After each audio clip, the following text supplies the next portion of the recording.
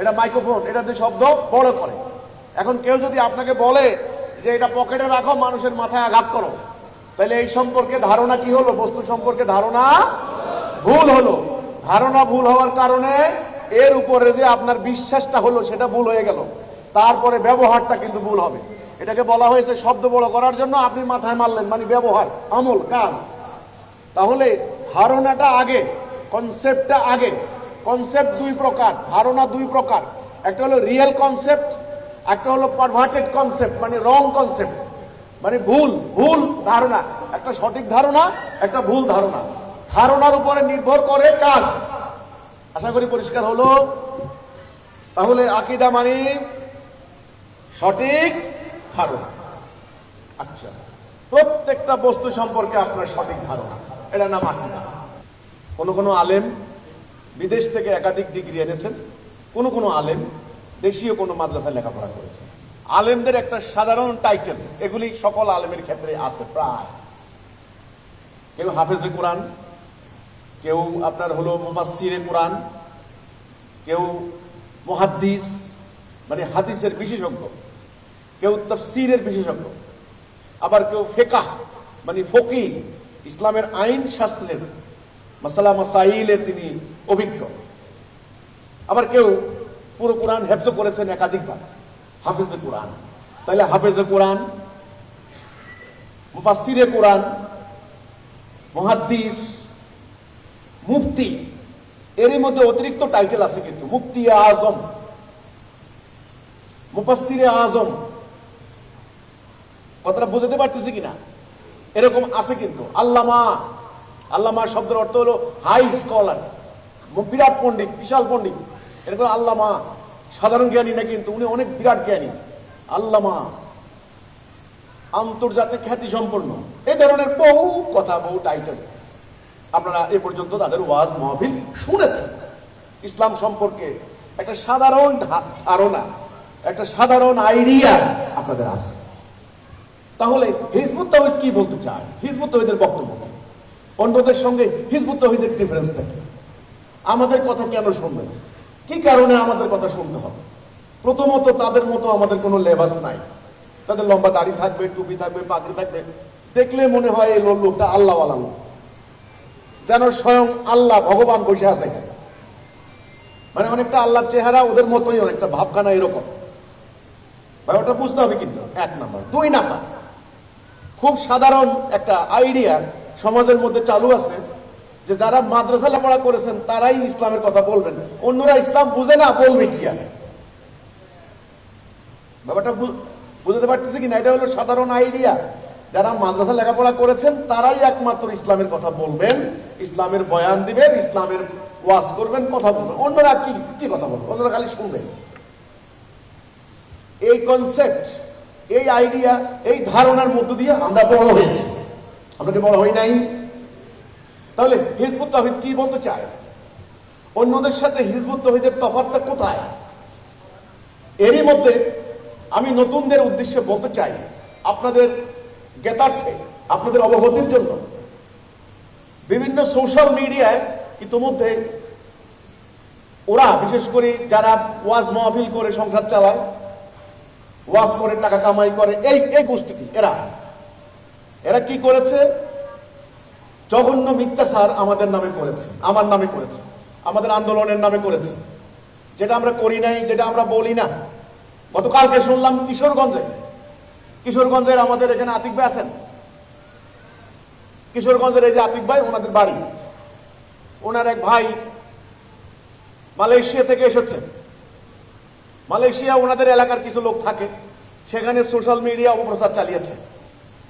তো ও সেখানে তাদের বিরুদ্ধে কিছু আইনি স্টেপ নিয়েছে। এখন যখন এলাকায় এসেছে, ওরা আবার মানে ওদের ছেলাপেলাদেরকে লাগিয়ে দিয়েছে যে নাহিদ গেছে এলাকায়, ওকে ধরো। তো ওনারা এলাকার মানুষের আমাদের সম্পর্কে জানানোর জন্য তাদের এলাকায় একটা মিটিং করেছে। এবার মিটিং এর প্রচার করেছে কি, যে এরা এই বাড়ির মধ্যে মূর্তি পূজা করেছে, দুর্গা পূজা করেছে। শুনুন, মানুষও বা কেমন এটা বিশ্বাস করতে পারলো যে এই প্রকাশ্যে জনসমক্ষে সাধারণ মানুষের ভিতরে দুর্গা পূজা করা যায়? এটা নাকি দুর্গা পূজা করেছে। শুনেন, আমার বাড়িতে 2016 সালে হামলা চালিয়ে আমাদের 2টা সদস্যকে হত্যা করেছে, জবাই করে হত্যা করেছে। সে নির্মম পৈশাচিক ঘটনা সম্পর্কে আপনারা জানেন। আচ্ছা, হত্যাকাণ্ড ঘটনার আগে কিন্তু এমনি কিন্তু হত্যাকাণ্ড ঘটাতে পারে না। প্রায় 10-15 দিন থেকে তার অপপ্রচার চালিয়েছে।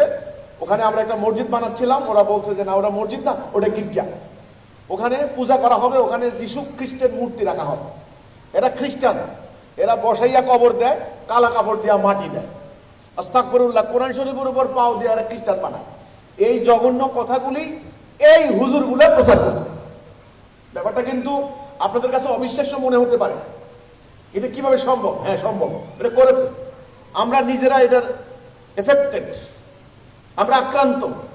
আমরা নিজের চোখে দেখেছি, নিজের কানে শুনেছি, এবং নিজের জীবন থেকে আমরা আক্রান্ত হয়ে আমরা বুঝতে পেরেছি এদের চেহারা, আমরা বুঝতে পেরেছি। আপনারা এখনো বুঝেন নাই অনেকে। আচ্ছা, এখন কথা হলো কি, এত প্রচারণা, এত মিথ্যাচার দেখেন দক্ষিণ ভারতের বিভিন্ন সোশ্যাল মিডিয়া, বিভিন্ন সাইটে, এটাকে বলা হয় পর্ন সাইট, বিভিন্ন অশ্লীল সাইট আছে, সেখান থেকে কাটিং করে এনে এনে এনে আমাদের নামে ফেসবুকে চালু করে দিচ্ছে। ওদের তো লক্ষ লক্ষ হাজার হাজার আপনার হলো ফলোয়ার আছে, এগুলি তারা প্রচার করছে। ওরা এখন ফেসবুকে গিজ করে, সোজা কথা। এখন এই যে প্রচারণা, যে হিজবুত তাওহীদ দাঁড়িয়েছে, আস্তাগফিরুল্লাহ, হিজবুত তাওহীদ দাঁড়িয়েছে মানুষের ঈমান নষ্ট করার জন্য। হিজবুত তাওহীদ সাধারণ মানুষদেরকে আলেমদের থেকে আলাদা করতে চায়। হিজবুত তাওহীদ হলো ইয়াহুদিদের একটা চক্রান্ত, ষড়যন্ত্র। হিজবুত তাওহীদ হলো রুশ ভারতের একটা দালাল। এই যে নানান ধরনের এই অপপ্রচার, এই প্রোপাগান্ডা, এই মিথ্যাচারের মোকাবেলায় আপনারা কিভাবে সত্যকে অবগণ্ডন করবেন, কিভাবে সত্যকে আনভেইল করবেন, কিভাবে আপনারা সত্যকে বের করে আনবেন, কিভাবে? অন্ধকারের কালো চাদর দিয়ে সত্যকে ঢেকে দিয়েছে। এখন চাদরটা সরিয়ে আপনি কিভাবে আনবেন? ওদের সামনে তো মাস্ক আছে, মাস্ক। ওদেরকে আনমাস্ক কিভাবে করবেন? মাস্ক, যেমন ধরেন আমার ফেসটা আপনি দেখতে পাবেন না, এই যে আমি পত্রিকা দিয়ে ঢেকে রেখেছি, এটা হলো মাস্ক। আপনারা বাইরে থেকে দেখতে পাচ্ছেন, কিন্তু এটা সরাইলে আমার আসল চেহারাটা বেরিয়ে যাবে। এখন ওদের সামনে তো একটা মাস্ক আছে, এই আনমাস্ক কিভাবে করবেন? ওদেরকে কিভাবে ওদের মুখোশ খুলে দেবেন? এটা কিভাবে সম্ভব? এটা একটা বিশাল কাজ, এটা একটা কঠিন দুঃসাধ্য কাজ, এটা ভয়ঙ্কর একটা কাজ, এটা একটা বিপ্লব, এটা রেনেসাঁ। ঠিক আজ থেকে 1500 বছর আগে রাসূল আকরাম সাল্লাল্লাহু আলাইহি সাল্লাম আরবের জাহিলি সমাজে তিনি যখন আবির্ভূত হলেন, তিনি যখন দিনের দিকে মানুষদেরকে দাওয়াত দিলেন, ঠিক এই পরিস্থিতি হয়েছিল। দীর্ঘদিন থেকে মানুষ একটা বিকৃত আদর্শ দ্বারা চলতে চলতে চলতে মানুষের চিন্তা ভাবনা, ধ্যান ধারণা, মানুষের খেয়াল, মানুষের আকীদা, বিশ্বাস এতটাই বিকৃত হয়েছে, এতটাই পথভ্রষ্ট হয়েছে মানুষ, যেটা বিকৃত সেটাকেই মানুষ আসল বলে প্র্যাকটিস করা শুরু করেছিল। আজ থেকে 1500 বছর আগে রাসূল আকরাম সাল্লাল্লাহু আলাইহি সাল্লাম তিনি যখন এসে কলেমা তাওহীদের ঘোষণা দিলেন যে তোমরা যেগুলি করছো এগুলি নয়, এগুলি ভুল। তোমাদের বাপদাদারা যে প্র্যাকটিস করে গেছে, যে আকীদা পোষণ করে গেছে দ্বীন সম্পর্কে, ইসলাম সম্পর্কে, আল্লাহ সম্পর্কে, পরকাল সম্পর্কে, এটা ভুল। তখন তারা কি বলেছিল? তারা বলেছিল এই আব্দুল্লাহর বেটা মুহাম্মদ সাল্লাল্লাহু আলাইহি সাল্লাম, মুহাম্মদ আমাদের ধর্ম ধ্বংস করতে আসছে। আমাদের বাপ দাদা 14 পুরুষ যেমনে গেছে আমরা অমনি যাব। একথা বলেনি? ও মুরতাদ হইছে, মুরতাদ। ও মুরতাদ হইছে, মুরতাদ মানে ধর্ম ত্যাগী, মুরতাদ। ও পাগল হয়ে গেছে, পাগল হয়ে গেছে, ওরে জিনে পাইছে, এই ধরনের আরো কথাবার্তা। ওর কথার মধ্যে জাদু আছে, জাদু। সে যাকে যে কথা বলে সঙ্গে সঙ্গে সে অন্য কনভার্টেড হয়ে যায়, তার মানে জাদু আছে। এই যে কথাগুলি রাসূলের বিরুদ্ধে বলা হয়েছে, কেন বলেছে? কেন? কারণ, আবার বলছি, কারণ একটা সমাজ যখন শতাব্দীর পর শতাব্দী ধরে একটা বিকৃত জীবন ব্যবস্থা প্র্যাকটিস করতে করতে করতে করতে তাদের মন মগজে, তাদের চিন্তা ভাবনায়, তাদের অস্থি মজ্জায় ওই বিকৃতি এমন ভাবে ঢুকে যায় তারা আর সেখান থেকে বেরিয়ে আসতে চায় না, পারে না। প্রথম কথা। দ্বিতীয় কথা, ওই বিকৃত সমাজ ব্যবস্থার উপরে একটা কায়েমি স্বার্থবাদী গোষ্ঠী তাদের ব্যবসা বাণিজ্যের জন্য একটা সিস্টেম তারা কায়েম করে ফেলে।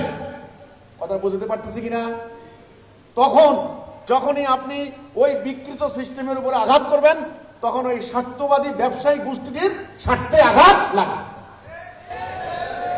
কথা ক্লিয়ার? সেটা হয়েছিল আবু জাহেলদের। আবু জাহেলরা ওই সমাজ চালাইতো না, মানুষদেরকে উলঙ্গ হয়ে হজ করতে বাধ্য করতো।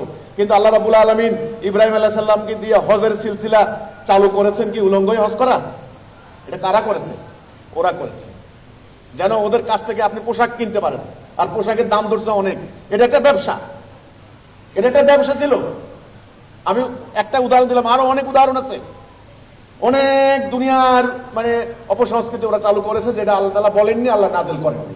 যাই হোক, তো আমার কথা হলো, নতুনরা আজকে আপনারা আসছেন, আপনাদের আমি শুরুতেই এই কথাটাই বলে শুরু করেছি যে আপনারা যে এই যে ওয়াজ মাহফিলগুলি শুনেন, বিভিন্ন জায়গায় মাহফিল হচ্ছে, আমাদের কথাও তো আপনারা শুনেন। এখন দুইটা ইসলামের মধ্যে ডিফারেন্সটা আপনারা করতে পারবেন কিনা আমি জানি না। প্রথমত আপনাদেরকে যদি ডিফারেন্স করতে হয়, অত্যন্ত নিরপেক্ষ মন নিয়ে এখানে বসতে হবে। এখানে বসতে হবে, আল্লাহ রাব্বুল আলামিনের পুরো কোরআন আপনি পড়ে দেখেন। এখন তো মুশকিল হয়েছে কি, কোরআন শরীফ অনুবাদ কেউ পড়ে না, মুখস্থ করে, কারণ ওই 1 হরফে 10 নেকি। এই যে আকীদা তাদেরকে বোঝানো হয়েছে, এখন তারা পুরো কোরআনকে মুখস্থ করেন না, ইয়ে করেন না, অনুবাদ করেন না। এর মিনিংটা কি, তাৎপর্য কি, কিছুই না, খালি মুখস্থ করে যাচ্ছেন। যাই হোক, পুরো কোরআনে কিন্তু আল্লাহ তাআলা বারবার বলেছেন, শুনো শুনো, দেখো, ব্রেন দিয়ে বিচার বিশ্লেষণ করো, হৃদয় দিয়ে উপলব্ধি করো। খেয়াল করেন, যেই সম্পর্কে তোমার কোনো জ্ঞান নাই তুমি এর অনুসরণ করো না। পরিষ্কার, সূরা বনী ইসরাঈল 36 নম্বর আয়াত। যেই সম্পর্কে তোমার কোনো জ্ঞান নাই অনুসরণ করো না, আগে জ্ঞান অর্জন করা। তাহলে জ্ঞান অর্জন করা হলো বিরাট। কোরআনের প্রথম আয়াতটা ইকরা বিসমি রাব্বিকাল্লাযী খালাক, পড়ুন আপনার প্রভুর নামে। তাহলে আগে পড়া মানে জানা, যে কোনো ব্যাপার আগে জানবেন, আগে বুঝবেন এটা কেন, এটা কি জন্য আমি করব। আমি একটা কথা বলি আপনাদেরকে আজকে, ইসলাম যুক্তির ধর্ম, ইসলাম অন্ধবিশ্বাসের জায়গা নয়। আল্লাহ রাব্বুল আলামিন নিজেই কোরআনে বলেছেন, আমি আসমান জমিন এত দুইয়ের মধ্যবর্তী যা সৃষ্টি করেছি, আমি অনর্থক অহেতুক সৃষ্টি করি নাই। প্রত্যেকটার একটা উদ্দেশ্য আছে, ইসলামেরও একটা উদ্দেশ্য আছে, ইসলামের আমলগুলিরও একটা উদ্দেশ্য আছে। এই যে ভালো করে জেনে বুঝে, আল্লাহ বললেন যে না বুঝে কোনো কাজ করবে না, না বুঝে কোনো কাজ করবেন না, আগে বুঝবেন। আল্লাহ আপনাকে আক্কেল দিয়েছেন, ব্রেন দিয়েছেন, বুদ্ধি। আক্কেল মানে হলো ব্রেন, বুদ্ধি, জ্ঞান। তাহলে জ্ঞান হাসিল করা হয়, কোনো জ্ঞান হাসিল করা হয় পড়ে, কোনোটা চোখে দেখে, কোনোটা কানে শুনে। আপনি জ্ঞান হাসিল করবেন। আল্লাহ বলছেন আমার দুনিয়া দেখো, দেখলেই কিন্তু আপনি অনেক জ্ঞান পাবেন, আপনার আর পড়া লাগবে না, দেখলে হচ্ছে খালি অনেক জ্ঞান পাবেন। যেমন ধরেন, এই হলের মধ্যে যখন আপনাকে ঢুকানো হলো, এই হল সম্পর্কে আপনি একটা জ্ঞান পাইছেন। আপনি কি হল সম্পর্কে পড়া লাগছে? কোনো বইতে আপনি কি পড়ছেন যে এরকম সরকারি একটা হল আছে, হলের মধ্যে এই সিস্টেম, কালারগুলা এরকম লাইট থাকবে, এরকম এসি থাকবে, মঞ্চ থাকবে, এরকম কোনো বই পাইছেন, কোনো হ্যান্ডবিল পাইছেন? আপনার ঢুকছেন, ঢুকার পরে আরো ঢুকেন, আরো ঘুরেন, 1 ঘন্টা ঘুরার পরে এটা সম্পর্কে আপনার একটা জ্ঞান হয়ে যাবে। তখন আপনাকে যদি বলে যে কেমন দেখলা, তখন আপনি যার যেমন ক্যাপাসিটি, গ্রহণ করার ক্ষমতা, তিনি সেভাবে বর্ণনা করতে পারবেন। এই জন্যে কোনো কিছু শোনার আগে মনোযোগ দিতে হবে, কান খালা করে শুনতে হবে, হ্যাঁ, চোখ দেখতে হবে, হৃদয় দিয়ে উপলব্ধি করতে হবে, ব্রেন দিয়ে চিন্তা ভাবনা করতে হবে। এটা হলো জ্ঞান। আগে জ্ঞান, তারপরে আমল। আমলের চিন্তা পরে করেন। এবার আসেন, নতুনদের উদ্দেশ্যে আমার প্রথম কথাগুলো হচ্ছে এটা। প্রথমে আমরা জানবো আমাদের মানুষ সৃষ্টির উদ্দেশ্য কি। আমার বোনরাকে পিছনের কথাগুলো শুনতে পাচ্ছেন? আমরা প্রথমেই জানবো আমাদের জীবনের সৃষ্টির উদ্দেশ্য কি। এটা হলো প্রথম কথা। আপনি নামাজ রোজা, আল্লাহ তাআলা কোরআনে কিন্তু প্রথমে নামাজ পড়ার কথা বলেননি, কোথাও না। কোথাও প্রথমে বলেন নাই যে নামাজ পড়ো, নো। বলছেন আগে ঈমান আনো, আগে ঈমান আনো। ঈমানটা আপনি কেন আনবেন? এর উদ্দেশ্য কি? ঈমানের অর্থ কি? এর উদ্দেশ্য কি? সেটা বোঝার আগে আপনি মানুষ সৃষ্টি সম্পর্কে আগে জানতে হবে। মানুষ সৃষ্টির উদ্দেশ্য না জানলে আপনি কিছুই জানবেন না। এটা হলো আমার প্রথম কথা। আমি অনুরোধ করব এই প্রথমে অংশটুকু, কারণ হলো জ্ঞান হলো একটা সিঁড়ির মতো। আমার আলোচনাগুলি যারা শুনেছেন তারা বুঝতে পেরেছেন। আপনি যদি এই অংশটা না বুঝেন পরবর্তী অংশ বুঝবেন না, পরবর্তী অংশ না বুঝলে এর পরবর্তী অংশ কিন্তু আপনি বুঝবেন না। সেজন্য যতক্ষণ এখানে এসেছেন, এই হল অত্যন্ত ব্যয়বহুল, অত্যন্ত মূল্যবান, আপনারাও খরচ করে এসেছেন। আমি অনুরোধ করব আমার কথাগুলি ভালো করে বুঝেন, আপনারা পরে কাজ করতে পারবেন, মানুষকে বুঝাতে পারবেন। সর্বপ্রথম এখানে 3টা শব্দ মনে রাখতে হবে, কিছু কিছু কথা আমার সাথে সাথে উচ্চারণ করবেন। 3টা পরিভাষা, একটা হলো আকীদা, বলেন আকীদা, ঈমান, আমল। আকীদা, ঈমান, আমল। আকীদা, ঈমান, আমল। আকীদা সহি না হলে, বলেন আকীদা সহি না হলে ঈমানের কোনো দাম নাই। ঈমান না থাকলে আমলের কোনো মূল্য নাই। আবার বলি, আকীদা সহি না হলে ঈমানের দাম নাই। ঈমান না থাকলে আমলের কোনো মূল্য নাই। কথা ক্লিয়ার? 3টা জিনিস, আকীদা, ঈমান, আমল। ওকে, তাহলে প্রথমে জানবো আকীদা। আকীদা শব্দের অর্থ হচ্ছে সম্যক ধারণা, সামগ্রিক ধারণা, ওভারঅল আইডিয়া।